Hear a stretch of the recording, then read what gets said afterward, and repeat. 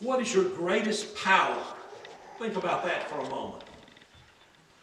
What is it that is so great?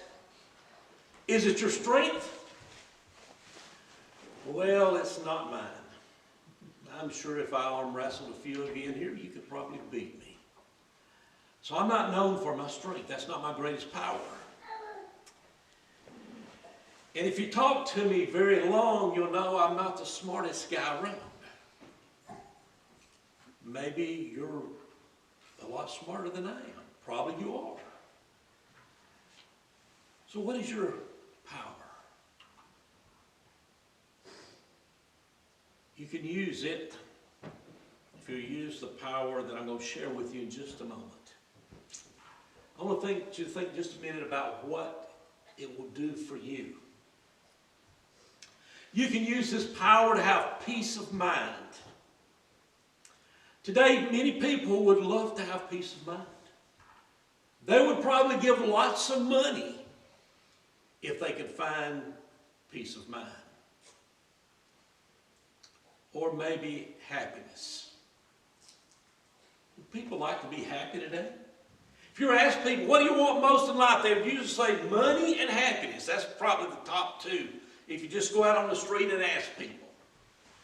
Sure, I want to be happy. Or maybe it's success. Do you want to be successful? I don't know anybody that doesn't want to be successful. Most people want to be successful. Are you successful? Good question, isn't it? What about our mental health? Aren't we seeing a lot of problems today with people that are not good mentally? Think about all the shootings that have occurred. I just heard on the radio coming down here this morning there were 2 more. I didn't watch the news much last night, a little bit, local news. But I understand there were a couple more shootings and more people were injured.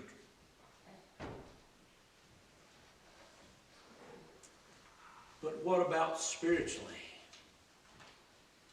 Heaven? We've sung about it this morning, haven't we? Folks, your greatest power.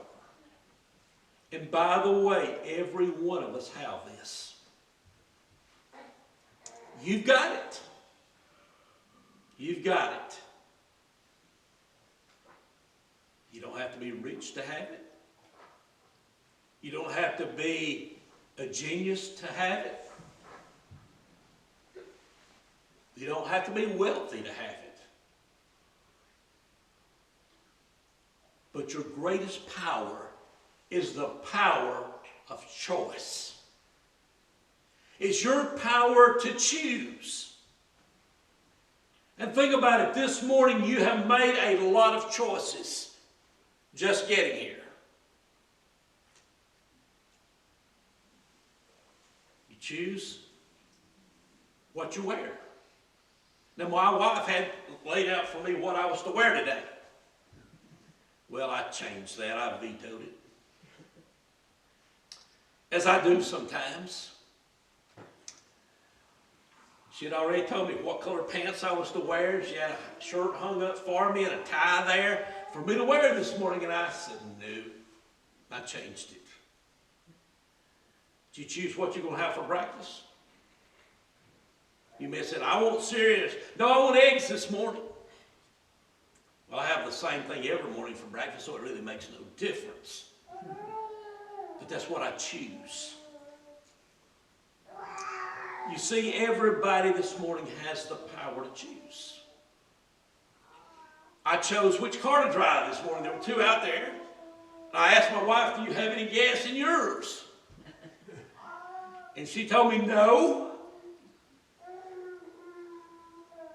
And I was driving a little bitty car. And I told her I didn't want to be on the interstate with it. So I chose hers to drive and got off and had to buy some gas this morning. You got to understand I'm a car dealer, so therefore I just drive about anything. Whatever happens to be there. So choice. Do you like to go to a buffet? I love to go to a buffet, but the buffet is not good for me. Because you know why? I eat too much. But think about it, you go to the buffet, you can choose this, you can choose this, you can choose something different, you can choose whatever you want to, because it's all the same price. You can have a salad, you don't have to have a salad. You can have a choice of 3 or 4 meats. You can have, you can have broccoli if you want it. I don't want cooked broccoli. I'm going to leave it there every time. Every time. Green peas? No. I'm about starved to death for eating things. Don't like tomatoes. Order my hamburger with no tomato. You see, it's choices we make, and you make many of them every day. As I told you, I left home, and I had to make a choice of which car to drive, and I chose the one with no gas. But you know what I had to do? I had to choose to stop at the gas station. Otherwise, I would have not been here this morning because I would have been out, sitting on the side of the interstate somewhere. We use our choices to make good decisions and bad decisions. In driving here this morning, I hope you all made good decisions. You got here safely. Sometimes we don't make good decisions. People pull out in front of cars. There are wrecks every day. You listen to the local radio station, I'm sure as y'all do, out of Bristol or Kingsport, and they give you a traffic report. Where not to go. Why? Because somebody didn't make a right choice along the way. They pulled out, they changed lanes, they did something that caused a problem. But in the spiritual realm, we see in the Bible a lot of choices that were made. Maybe you had never thought about that. But I want to look just in a moment this morning at some bad choices that people made. Nothing that you're not familiar with. Eve started out. She made a bad choice. She was told, don't eat, but she had the choice of whether she did or didn't.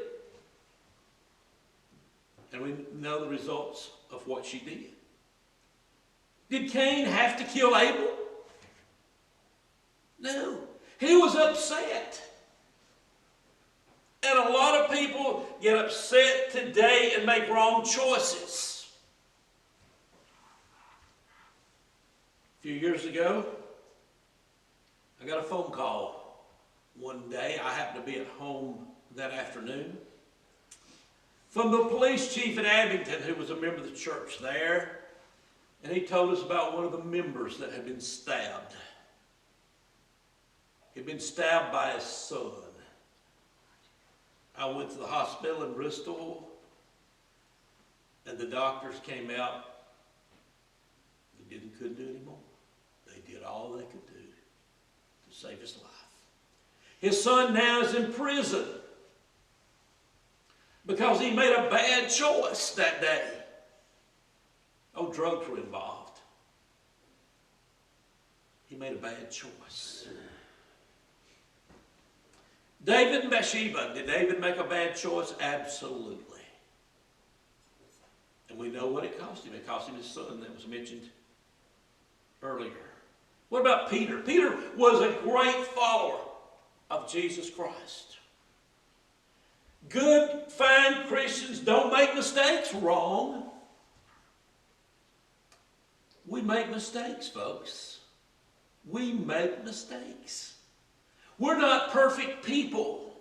And I think that discourages new Christians sometimes because they think that we should be perfect. Let me tell you, none of us are perfect. I don't know you, you don't know me.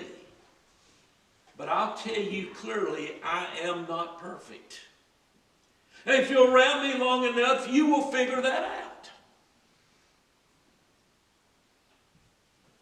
Peter was around Jesus Christ, the Son of God.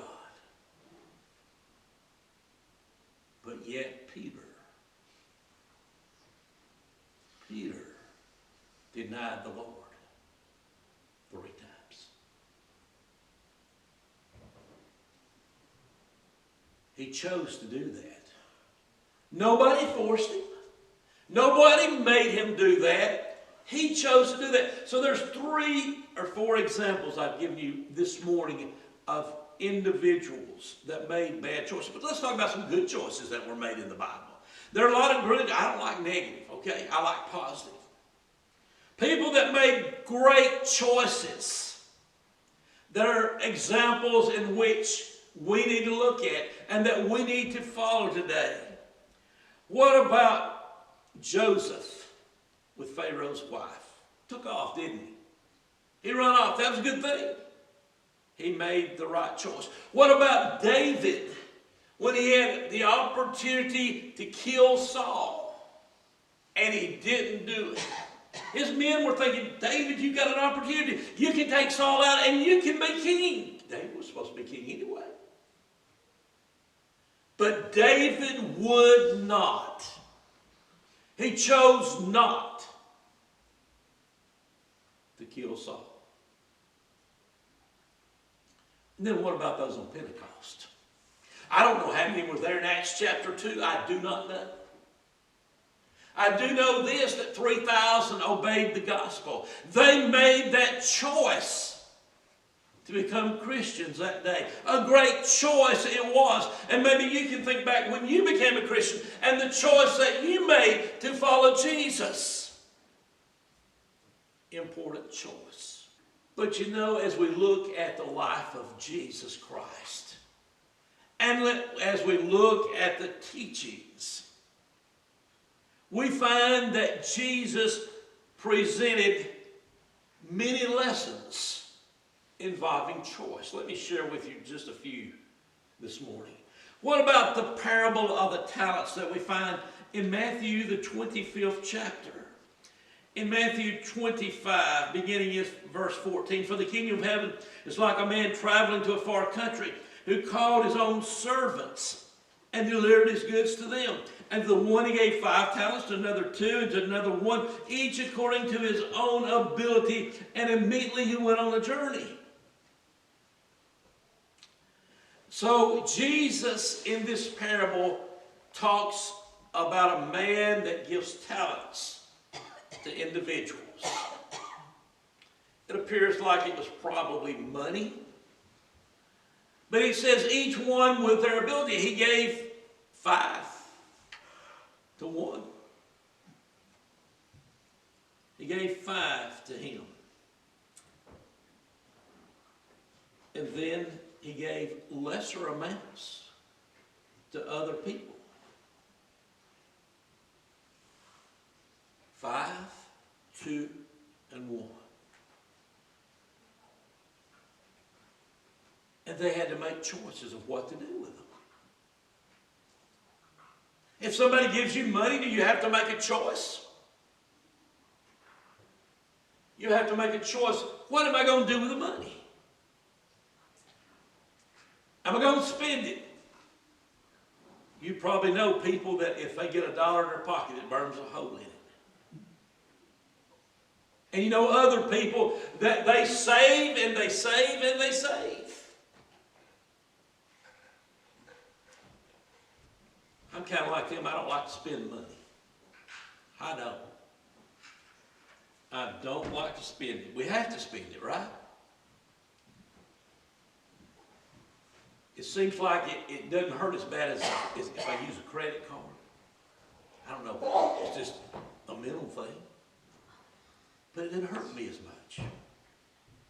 But if you have to lay out the cash, sometimes it seems like it hurts us. But what did they do? The 5-talent man that we called him, he went out and he gained 5 more talents. The 2-talent man went out and gained 2 talents. You see, they put their money to work.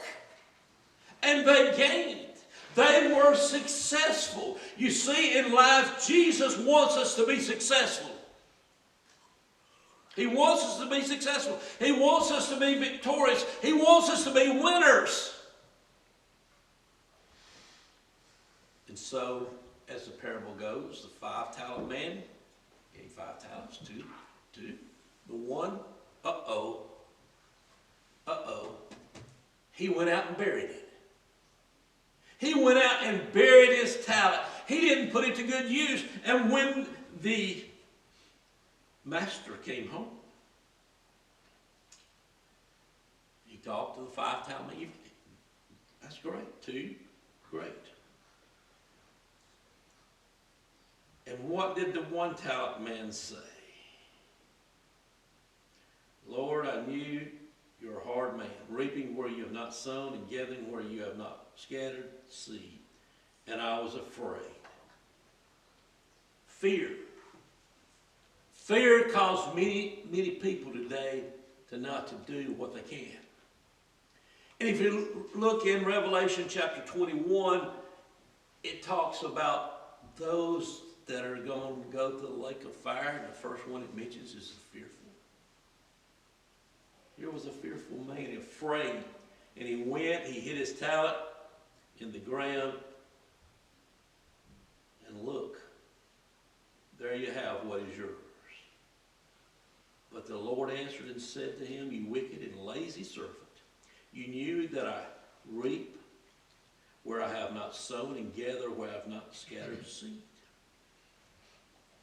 And he goes on to say, there you ought to have deposited my money with the bankers, and at my coming I would have received back my own with interest.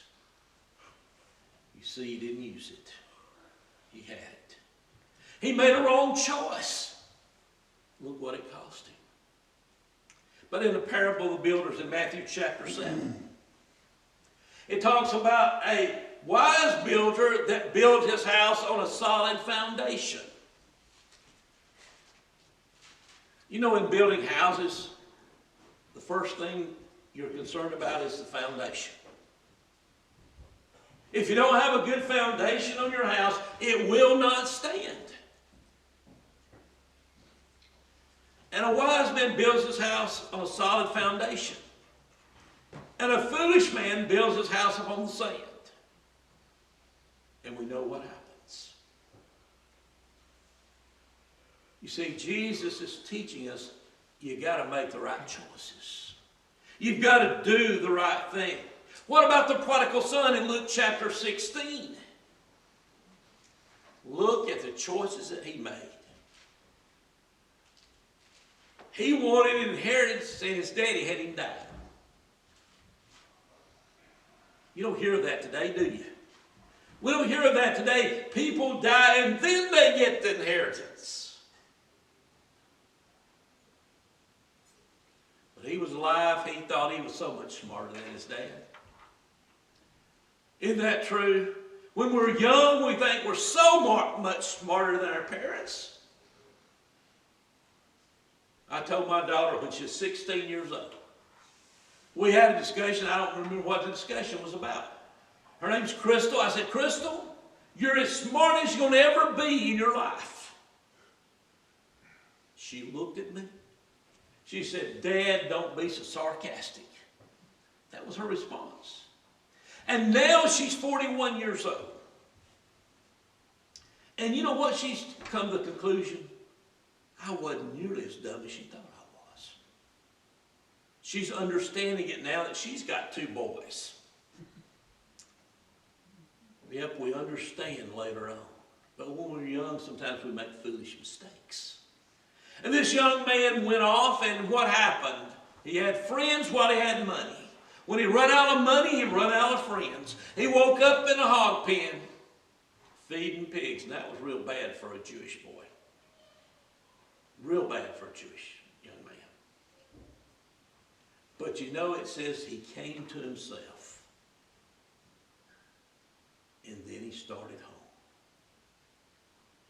Oh, what a great choice he made. Now he's making great choices. He prepares the speech he's going to give his dad when he gets back home. But his dad was looking for him. He saw him coming.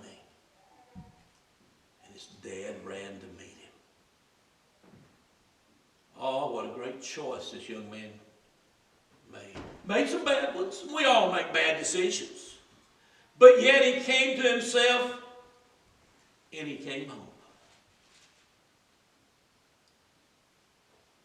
How can we use it to help us today? We can't change the conditions we're in, folks. But we can change the reaction that we have to the conditions that we're in. You remember in the Old Testament, Shadrach, Meshach, and Abednego? How they were thrown in the fiery furnace because they wouldn't bow down and worship the image. They couldn't change the conditions, but they could change how they responded to the conditions. Many people walk around today in gloom and misery. And today, folks, we've got the most to be excited about than anybody on the face of the earth. We do. We have Jesus Christ that came, he lived, and he died, and he gave his life on Calvary for our sins. We've got the most to be happy about. You know, you can't change the economy. You know, I think it's going to get worse before it gets better. That's just my opinion. We can't change that. But we can change how we respond to that. We can be positive in a negative world. People need to see in a changing world that's seemingly becoming worse daily, they need to see the light. They need to see the light of Jesus Christ in a difficult world. We can't change the economy. We just can change how we respond to it.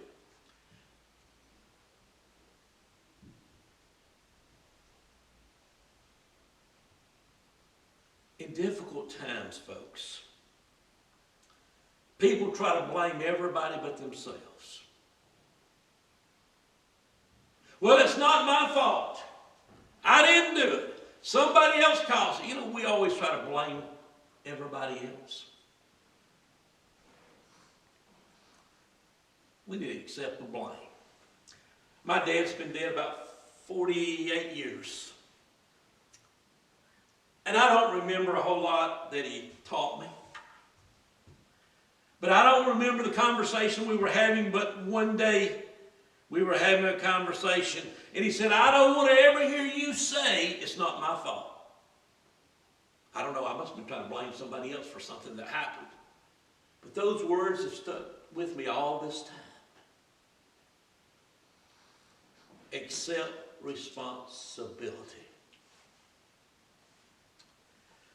A few years ago, I was working as a sales rep for a company. My boss, he was a young man, a lot younger than I was. And he called me up one day, and I could tell I was fixing to get a chewing for something. I don't even remember what it was about. But he started off, and I said, I done it. It's like it took the wind out of the sail. It was silence on the telephone for a while.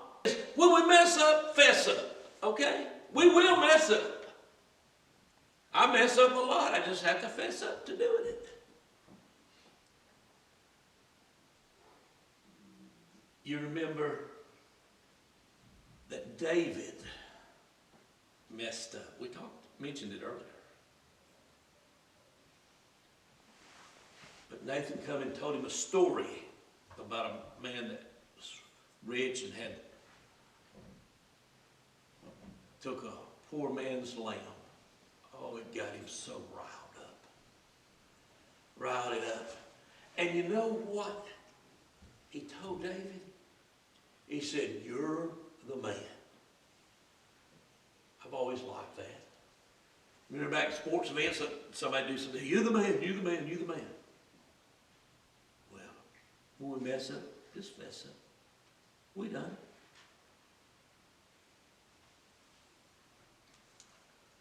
Folks, it takes courage to make right choices. Paul and Silas had to make choices. Daniel had to make choices. He chose to go ahead and pray. He was thrown in the lion's den. It was right. You see, we need to make those right choices. And when you choose, you can change yourself. Think about that for a minute. You can change. You can change your personality. Are you always negative? Are you also? Have you ever run across people that are always negative? I don't even want to be around them. I like to be positive. But the story is told one time of a man that was kind of hard to get along with. And one morning his wife, as she did every morning, fixed him eggs for breakfast. And she'd scramble them. He'd look at them and said, I wanted them over easy. The next morning she made them over easy, and then he said he wanted them scrambled. So she thought she had it figured out. The next morning she fixed him 2 eggs. One was scrambled and one was over easy. And he looked at the plate. He said, you scrambled the wrong one. You see, some people are just determined to be negative. You can't please them with a pleasing stick. But folks, choose.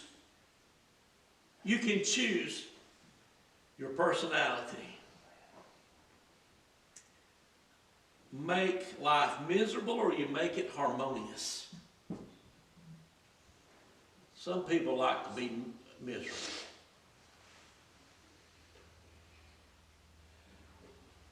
You can choose happiness, or you can choose to be sad. Think about that for a moment. You can choose it. Jesus said in John 10:10, I come that you might have life, and that you might have it more abundantly. What's he saying? I want you to have it good. I want you to have the good life. And you know that Christian life is the good life. The good life. I'm in the automobile business, as I said. My car lot is right straight across from the liquor store in Abington. Straight across. I can sit at my desk, look at the straight ahead, and I see the liquor store. It's interesting to watch people. I'm a people watcher. I love to go to the mall back when I had malls and sit down at a bench and watch people. They'll entertain you. But I watch people go in. Old people, they're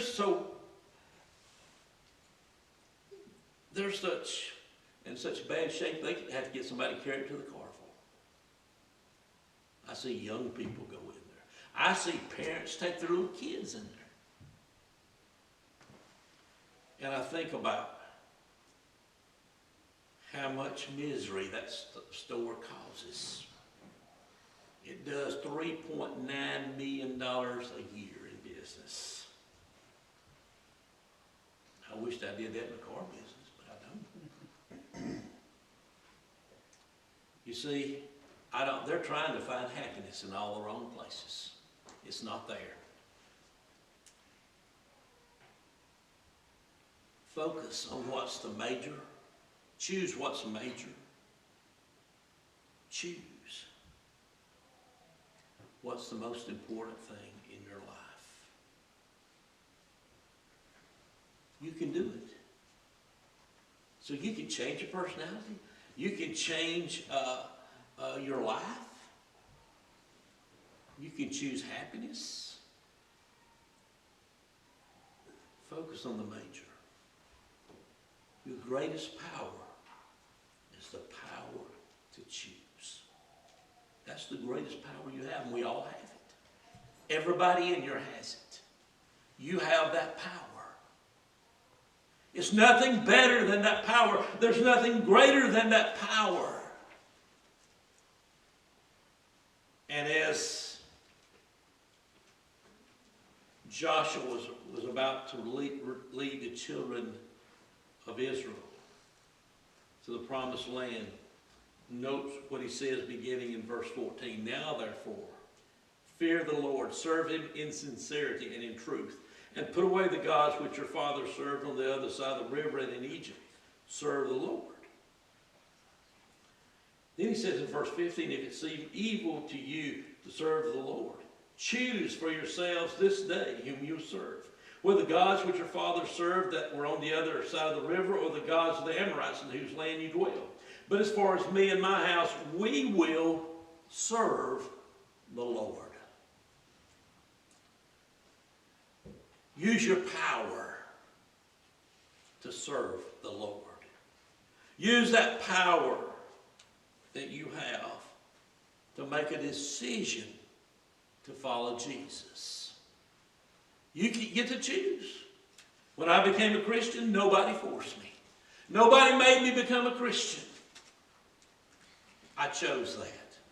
I'm glad I did. You can choose that this morning by simply believing, repenting, confessing, being baptized. Or maybe you've made bad choices as a Christian and you need to come back home. You're like the prodigal, you went away.